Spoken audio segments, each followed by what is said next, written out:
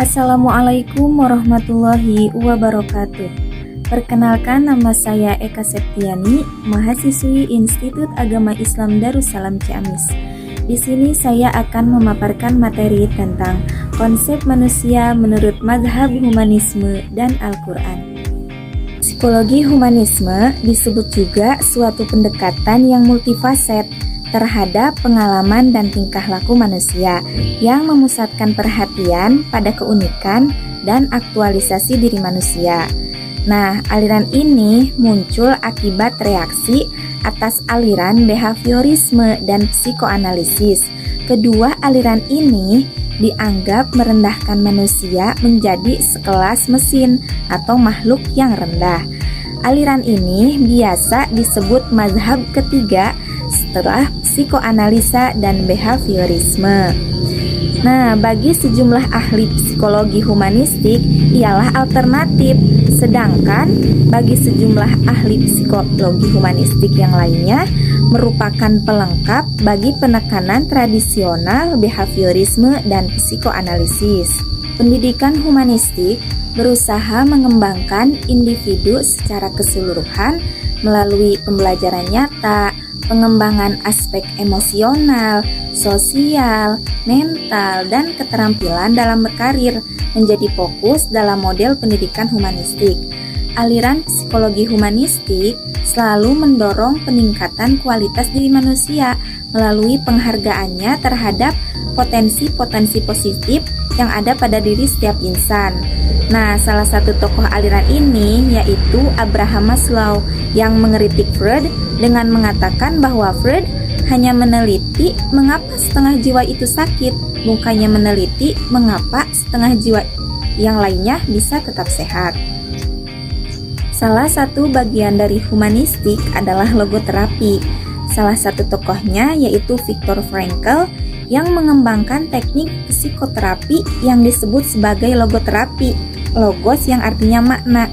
Nah, pandangan ini berprinsip 1. Hidup memiliki makna bahkan dalam situasi yang paling menyedihkan sekalipun. Yang kedua, tujuan hidup kita yang utama adalah mencari makna dari kehidupan kita itu sendiri. Yang ketiga, kita memiliki kebebasan yang memaknai apa yang kita lakukan dan apa yang kita alami bahkan dalam menghadapi kesengsaraan sekalipun. Konsep yang kedua yaitu konsep manusia menurut Al-Quran. Manusia menurut Al-Quran dimaknai dengan menggunakan beberapa istilah, yaitu Banun yang artinya Adam, Zuriyat Adam, keturunan atau anak cucu Adam, Al-Insan, Al-Ins, An-Nas atau Unas, atau juga Al-Bashar. Sejalan dengan fungsinya sebagai khalifah di muka bumi ini, manusia dibekali dengan berbagai instrumen sebagai modal dasar dalam menjalankan tugas kekhalifahan. Pada sisi lain, manusia berbeda dengan hewan, sehingga dalam perspektif Islam, manusia tidak menjadi objek selayaknya hewan. Islam memandang manusia sebagai makhluk Tuhan yang memiliki keunikan dan keistimewaan tertentu.